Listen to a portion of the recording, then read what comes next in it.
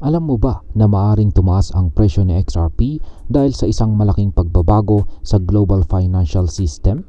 Ayon sa mga eksperto, habang lumiliit ang global liquidity, nagkakaroon ng pagkakataon si XRP na maging isang mahalagang solusyon sa problemang ito. Pero paano nga ba ito nangyayari? Ano po ang ibig sabihin ng global liquidity drying up at paano po ito makakaapekto sa presyo ni XRP? At ayan po ang siyang ating pag-uusapan sa video na ito. Pero bago po tayo magpatuloy ay nais ko lamang po munang bigyang linaw ang aking disclaimer kung saan ang nilalaman po ng video na ito ay hindi po ito isang financial advice. For education and information purposes lamang po ang layunin nito. Ngayon ay ano nga ba ang global liquidity at bakit po ito mahalaga? Sa madaling paliwanag, ang global liquidity ay ang dami ng pera na malayang gumagalaw sa global market.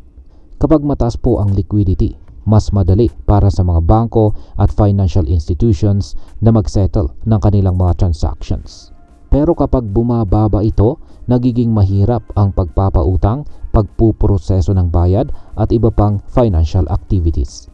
Ayon po sa isang crypto expert na si Versan Algera, founder po siya ng Black Swan Capitalist, lumalaki ang settlement gap o ang problema sa kakayahan ng mga bangko at financial institutions na mabilis na makapagbayad or makatanggap ng pera.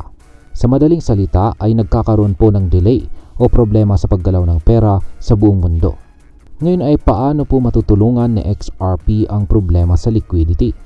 Dito po pumapasok si XRP bilang isang potensyal na solusyon. Isa sa mga pangunahing gamit ni XRP ay ang mabilis at murang pagpapadala ng pera sa iba't ibang bansa. Hindi po tulad ng traditional na banking system na umaasa po sa SWIFT at iba pang mga intermediary na mabagal at mahal. Sa XRP ay kayang magproseso ng cross-border payments sa loob ng ilang segundo lang at may mas mababang bayad. Ayon kay Ginoong Algera, habang patuloy na humihigpit ang global liquidity, mas marami pong financial institutions ang maaring gumamit kay XRP para mapabilis at mapadali ang kanilang settlement processes. Ang pagtaas ng demanda ito ay maaari pong magpataas ng presyo ng XRP sa market. Ngayon ay gaano po kataas ang posibleng presyo ni XRP? Isa pang eksperto, si Ginoong Chad Steingraber, ay nagbigay po ng isang matapang na prediction. Ayon sa kanya, maaring umabot daw ng $20,000 ang presyo ng bawat XRP token. Bagamat ito ay tila malayo sa kasalukuyang presyo, ibinase po niya ito sa ilang mga dahilan. Una, kapag mas maraming bangko at financial institutions ang nagsimulang gumamit ng XRP, magkakaroon po ng fear of missing out or FOMO, kung saan ay bibilhin po nila ang XRP ng maramihan bago po ito tuluyang tumaas.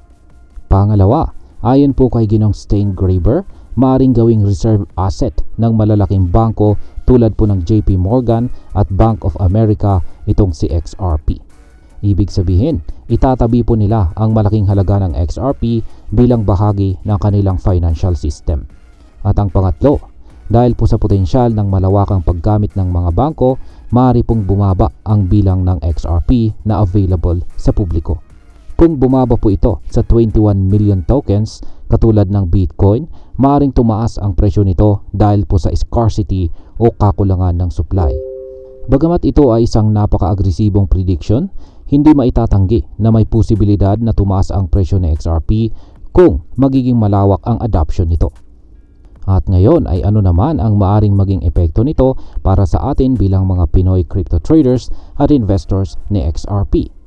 Para sa atin na nag-i-invest o nagtitrade kay XRP, maaari pong magkaroon ito ng malaking epekto. Una, kung ikaw po ay may hawak or holdings na XRP ngayon, maaring lumago ang halaga ng ating investment kung tama ang prediction ng mga eksperto.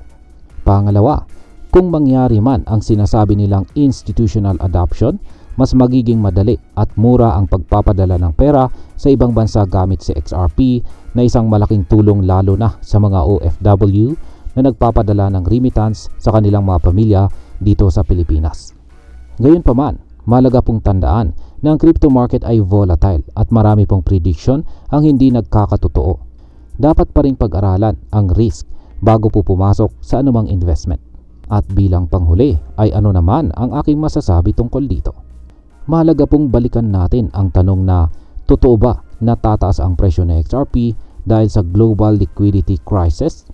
Ayon sa mga eksperto, may malaking posibilidad na tumaas po ang demand para kay XRP bilang isang settlement solution.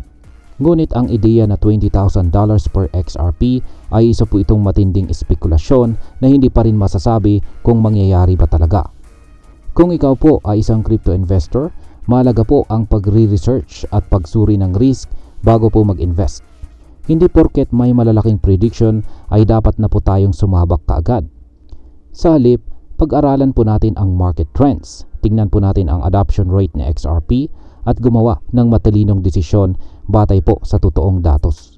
At hanggang dito na lamang po tayo sa video na ito mga ka-crypto. Sana po ay inyong nagustuhan ang aking paliwanag sa video na ito. Kung inyo po itong nagustuhan, pakiclick lamang po ang like button nito. Marami pong salamat sa panonood. Ingat po tayo lagi at God bless po sa ating lahat.